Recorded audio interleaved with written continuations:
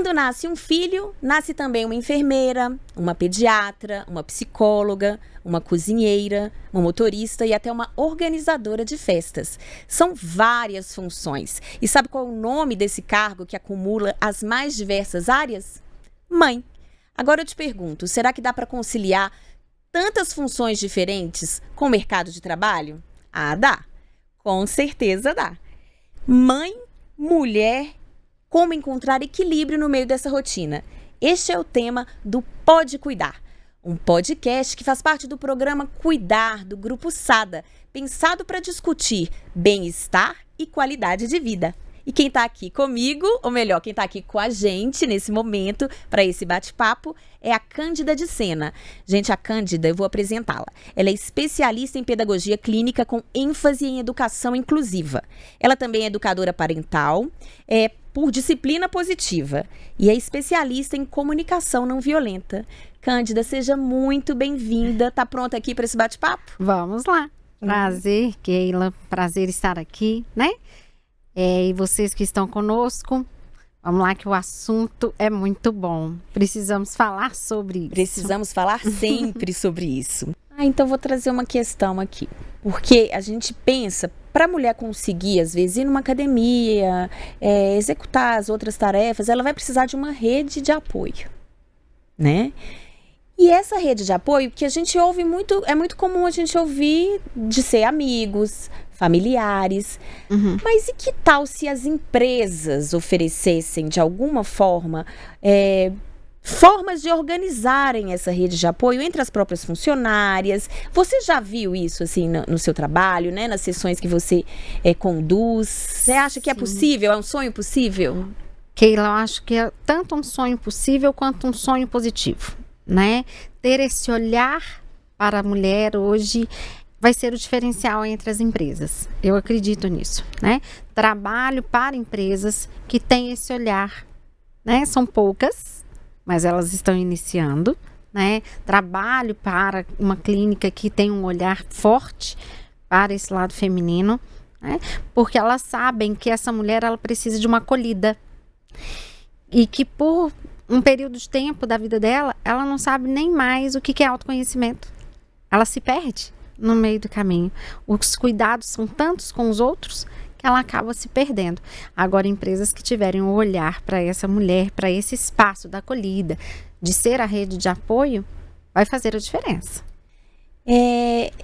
A Cândida, gente, ela tem uma especialização, né, em inclusão também. E eu queria que a gente abordasse isso, porque se já é tão complexo, corrido, então você imagina para as mães atípicas que têm uma rotina com muitas tarefas, com muitos compromissos médicos, terapêuticos. Como é que é isso, assim? A vida de uma mãe atípica é bem diferente, né? Ela tem os horários comprometidos por 24 horas. Geralmente a mãe atípica, ela tem filhos que têm questões de problemas de sono, por exemplo. São crianças que não dormem uma noite inteira. Às vezes são crianças que precisam de ser medicadas. São crianças que semanalmente precisam de passar pelas terapias.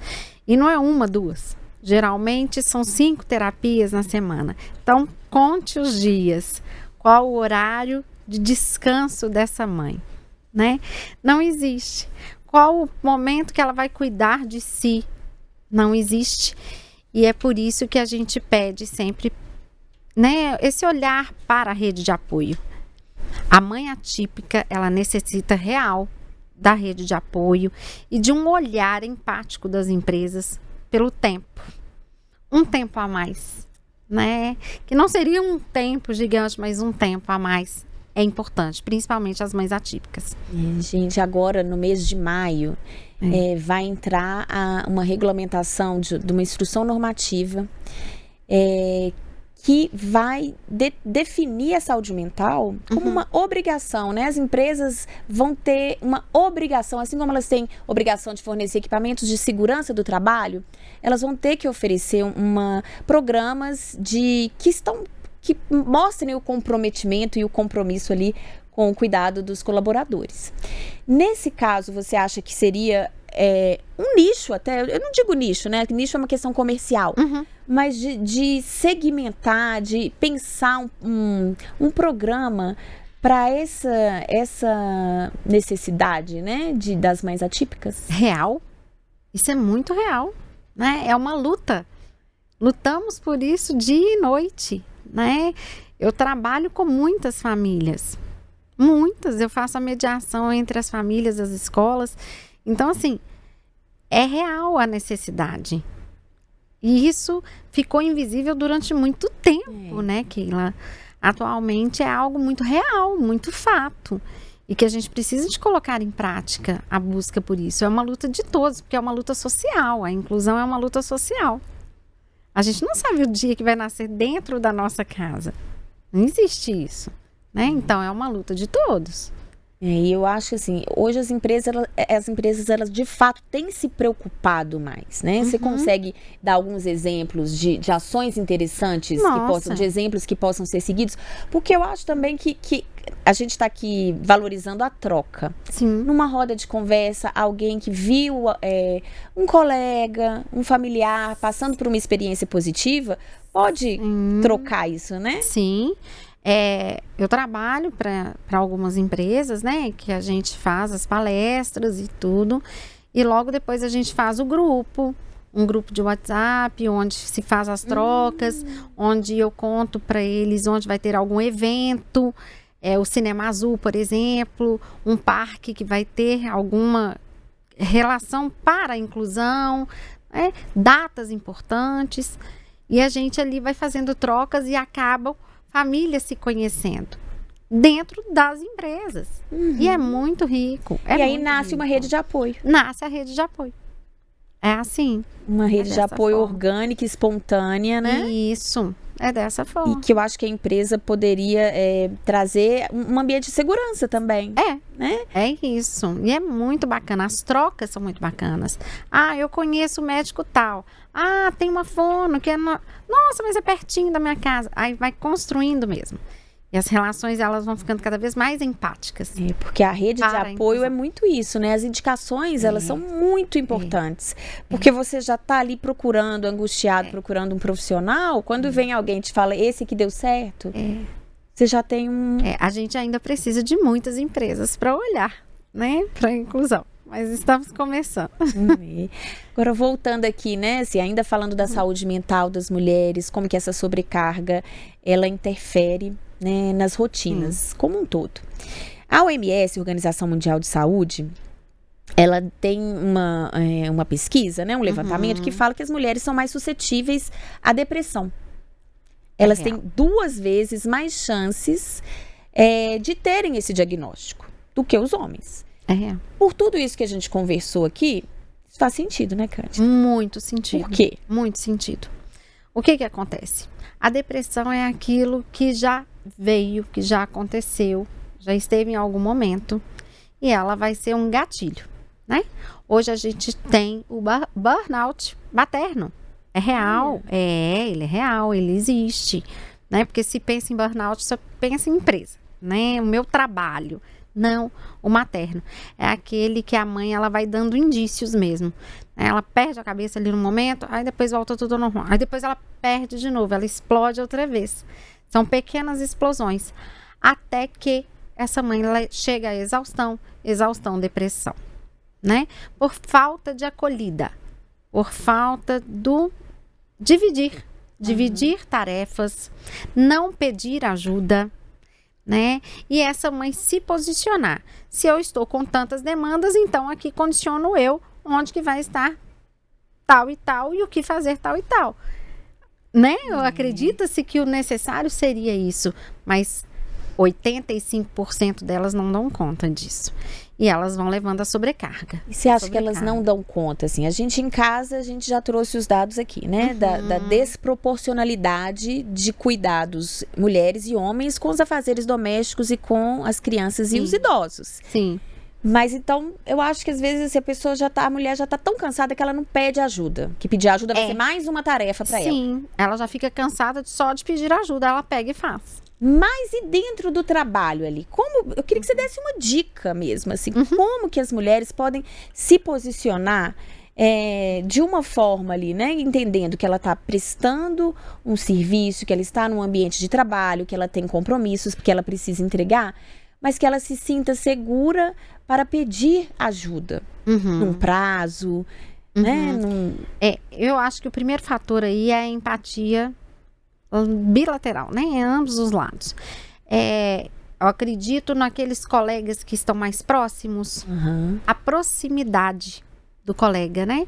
De chegar mesmo e dizer: eu preciso da sua ajuda. O que você pode fazer por mim? Hoje mesmo aconteceu isso comigo, foi real, né? Eu vi a colega extremamente atarefada. E no meu momento eu estava livre. Naquele momento eu estava livre. Eu mesma sugeri: posso te ajudar? Eu posso te ajudar, né? E deu tudo certinho. É essa questão aí da empatia do colega. E por que você acha, assim, que é tão difícil para a mulher pedir essa ajuda? Pois é. Fomos condicionadas por uma sociedade a sermos fortes, sermos mãe, e darmos conta de tudo. E aprendemos que a gente não precisa de ajuda. E aí é que tem o grande erro, né? Do não conhecimento de si mesmo, do autoconhecimento que passou, né? Do tempo que não quis fazer uma terapia, não buscou. E aí essa mulher realmente ela segue um caminhar de uma sociedade que fala: eu dou conta. É isso. E ela aprende a não dizer que precisa de ajuda. É real. Então tem que desaprender. Desaprender? E como aprender a desaprender. A terapia ajuda muito em desaprender. Muito. E assim, esse caminho é um caminho muito solitário às vezes, né? Que a mulher, ela fala: não vou pedir ajuda. E como é que, assim, a gente está conversando aqui, né? Levantando os caminhos, as hipóteses. Mas como que ela pode... eu volto a insistir nisso, assim, para ela ter coragem de falar: eu preciso de ajuda. O enfrentamento. O enfrentamento, assim, porque eu acho que talvez ela não peça, esse medo passa por isso, por uma preocupação de como ela será vista. E aí, é um grande desafio que a gente tem do mercado de trabalho. Primeira coisa que eu sempre digo, né, Keila, é o se reconhecer. É você se reconhecer. A gente precisa de parar com essa questão, né? Nossa, não, peraí, que eu vou acordar, vai dar tempo de tudo. Não, eu preciso de reconhecer o meu limite. O primeiro ponto é o meu reconhecimento de limite. Não dou conta só de fazer até a hora do almoço. Daqui para frente eu não dou conta mais. É o reconhecimento. Porque é nessa hora que eu vou chegar para o outro, que seja o mínimo, que a gente tem que começar pelo mínimo. Será que você pode lavar a louça do almoço, né, para me ajudar? E são pequenos passos. Ninguém abraça um mundo num dia, né? Então, em pequenos passos, as mudanças dessas mulheres acontecem sim. Sim. E você está falando aí, né, esses pequenos passos que a gente estava falando, que às vezes é tanta coisa que dá cansaço até de pedir essa ajuda, né? Então, também tem essa questão. Eu sou mãe de menino. Você tem 2 filhos, né, Cândida? Casal. Um casal. Independentemente do gênero, como que a gente... aí também vamos aproveitar aqui a experiência maravilhosa de Cândida para pegar uma dica de educação, gente. Como que a gente pode, dentro da nossa casa, na criação dos nossos filhos, sem ser de maneira impositiva, mas de uma maneira integrativa, chamar atenção para esse olhar, construir nos nossos filhos um olhar empático, um olhar de disponibilidade ali para ajudar, para que essa sobrecarga não pese muito para as mulheres. Na orientação parental a gente fala muito sobre isso, né? Estar dentro dessa casa, eu sou parte integrante deste lar. Então significa, eu enquanto mãe, eu tenho as minhas tarefas, mas todos têm. Né? Então é hora da gente assentar enquanto família, a gente fazer a nossa roda de conversa, né? Qual a sua maior habilidade? A minha é tal. E a sua qual é? Né? Por exemplo, eu vejo habilidades nos meus filhos, né? Tem um que tem a habilidade nata de receber as compras e conseguir guardar tudo. Olha, já ajudou demais, né? Então, na organização, ele tem esse olhar, né? Tem outra que tem o olhar do cuidado com as coisas que estão fora do lugar, e ela sabe que a mãe, né, vai falar assim, mas por que tá tudo fora do lugar? E ela se organiza. Então, cada um com a sua habilidade. E assim, de idade, assim, qual que é a idade ideal para a gente começar a dar tarefas em casa para os nossos filhos? Porque eu vejo isso como um investimento que a gente está fazendo que vai retornar em qualidade de vida também. Porque quando a gente educa para que os filhos participem, você reduz também um pouquinho da sua carga e você aumenta o tempo de qualidade com eles. Sim. Isso faz sentido? Não só o tempo de qualidade com eles, como o seu tempo de vida com eles, né? Uma mãe estressada, cansada, você diminui, inclusive, tempo de vida, né? Porque vem a doença física que não foi cuidada em momento adequado, né? Então, assim, desde quando a gente deve ensinar os nossos filhos? Desde sempre, né? Porque a partir de 1 ano, essa criança ela já tira brinquedos de uma caixa. Já. E é com 1 ano que a gente ensina a voltar com um brinquedo. Não são caixas pequenas, porque eles são pequenos ainda, né? Caiu lá a bolinha, vamos pegar? Vamos lá, fulano, pega a bolinha, vou te ajudar. Né? Eu e a criança. E é assim. O contexto vai mudando a hora que você vai ensinando pouquinho a pouquinho, que a contribuição dele faz a diferença. Gente, eu vou aproveitar aqui a Cândida, eu vou fazer mais uma pergunta aqui, que eu acho que vai ser muito útil para as mães, para os pais também. Da parte de educação financeira, porque a gente está falando aqui da organização, de ter uma compreensão, de eu faço parte desse todo aqui. Mas e de educação financeira, quando que é o ideal para a gente começar a envolver as crianças também?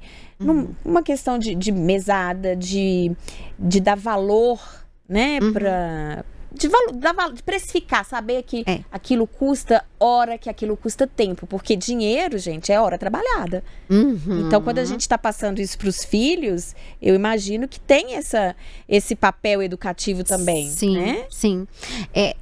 Na nossa primeira infância, Keila, do 0 aos 7 anos, eu sempre tenho uma preocupação grande com a nossa questão emocional, as nossas virtudes, os valores ensinados à criança.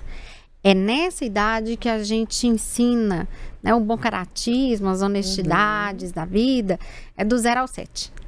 Que ali você vai comprometer mesmo a infância, a vida adulta dessa criança. Quem ele será na vida adulta. Aí, a partir dos 7 anos, a gente precisa de começar a educação financeira. Vamos ao supermercado, né? Vou te dar essa nota. Essa nota custa 50. Dentro desses 50, você vai poder adquirir coisas para você. Você vai fazer as suas contas até chegar nesse valor. Ultrapassou só no próximo mês. Não podemos mais que isso. Né? Eu vou ter que fazer a compra do mês. E eu tenho só esse valor. Então, é até aqui que eu vou poder.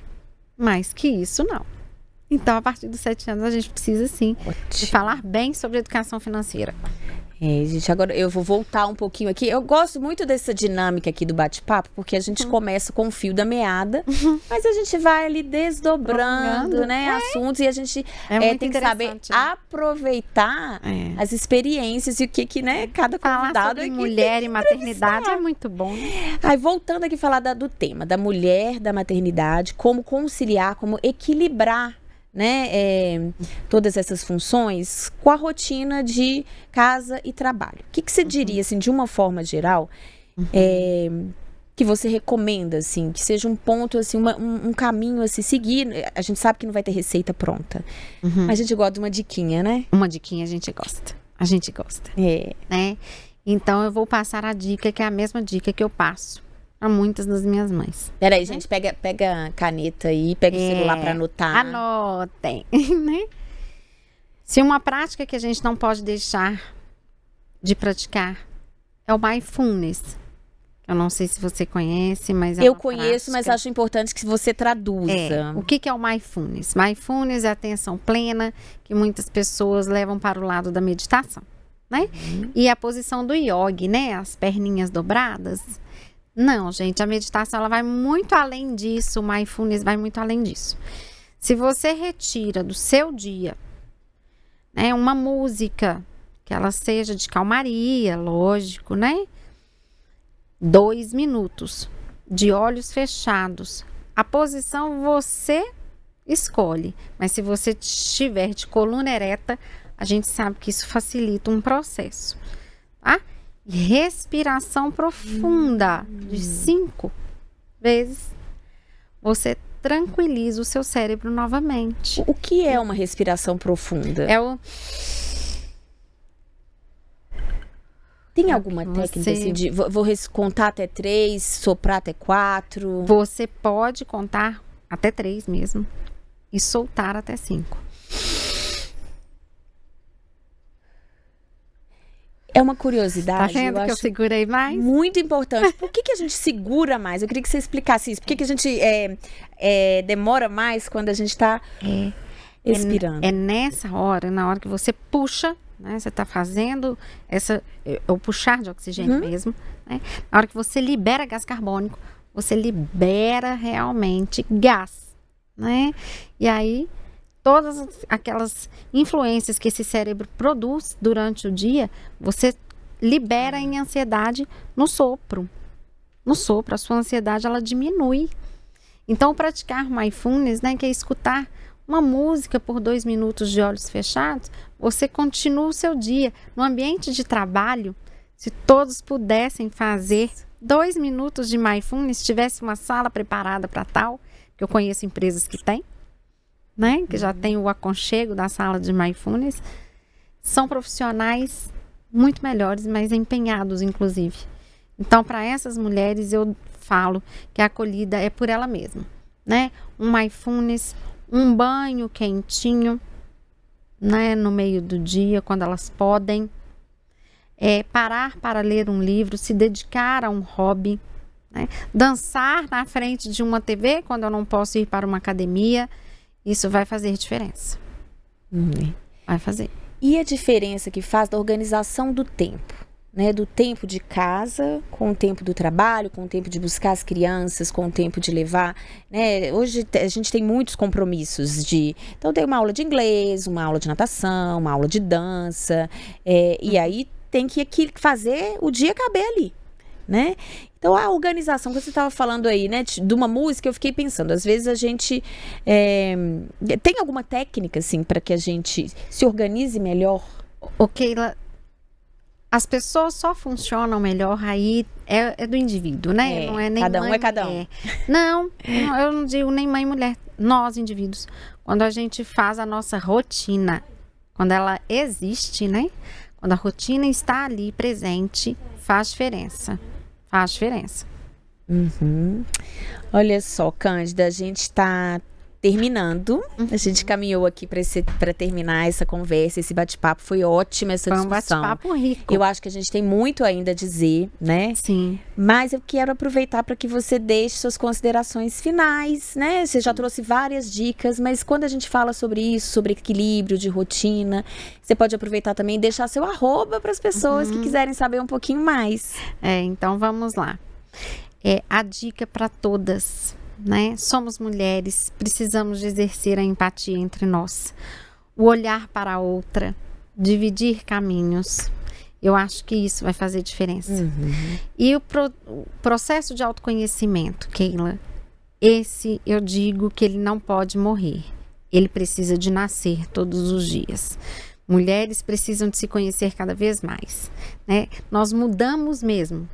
Os ciclos nos fazem mudar, né? As mulheres de 20 não são as de 30, as de 30 não são as de 40 e nem as de 40 são as de 50.